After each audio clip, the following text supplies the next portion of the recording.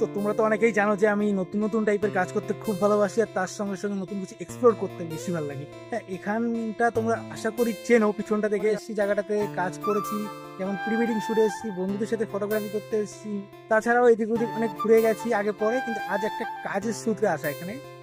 তো wedding real ব্রাইডের আজ shoot করবো, জানি না এখনো করতে পারবো কিনা। নীলকুঠিরে এসেছি আমরা, তোমাদের দেখাচ্ছি, নীলকুঠিরের সঙ্গে পরিচয় করাচ্ছি, সবাই কম বেশি চেনো। তো এখন আসি আমরা তাতে, ওই পাশটাতে আছে তোমার মদন ফরেস্ট, আর এই সাইডটাতে আছে নীলকুঠিরটা। আমি এখন একটা সুন্দর ছাওয়া জায়গা দাঁড়িয়ে তোমাদের সঙ্গে কথা বলছি, সবটাই শেয়ার করবো।